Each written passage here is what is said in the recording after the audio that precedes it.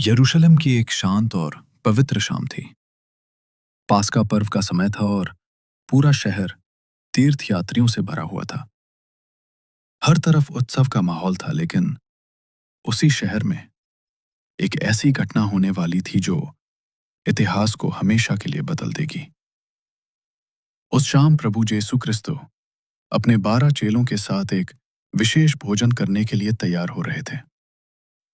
यह साधारण भोजन नहीं था, बल्कि एक ऐसा क्षण था जिसमें प्रेम, बलिदान और परमेश्वर की योजना छिपी हुई थी।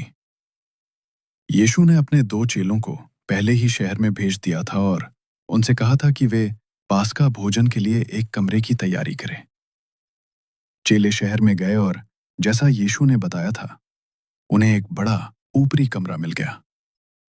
उन्होंने वहां एक मेज लगाई, रोटी और दाखरस रखा और सब कुछ भोजन के लिए तैयार कर दिया।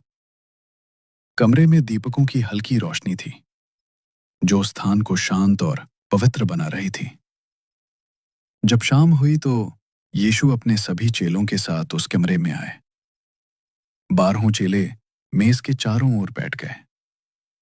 वे अपने गुरु के साथ समय बिताकर खुश थे।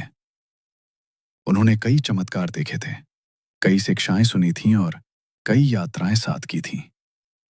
लेकिन उन्हें ये नहीं पता था कि ये उनके साथ यीशु का अंतिम भोजन होने वाला है। भोजन शुरू होने से पहले अचानक यीशु उठ खड़े हुए। उन्होंने एक कटोरे में पानी लिया और अपने चेलों के पैर धोने लगे। ये देखकर चेले बहुत हैरान हो गए। उस समय ये काम आमतौर पर नौकर किया करते थे, लेकिन यहां गुरु अपने शिष्यों के पैर धो रहे थे। जब यीशु सेंट पीटर के पास पहुंचे तो पतरस ने कहा, प्रभु, आप मेरे पैर कैसे धो सकते हैं?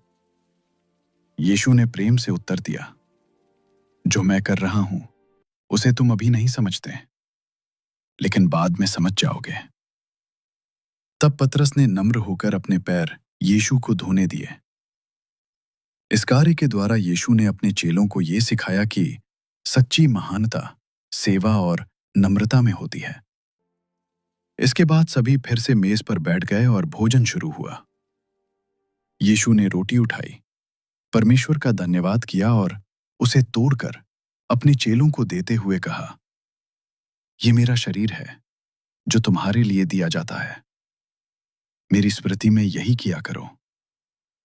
चेले ध्यान से उनकी बात सुन रहे थे, लेकिन उनके शब्दों का गहरा अर्थ अभी भी उनके लिए रहस्य था।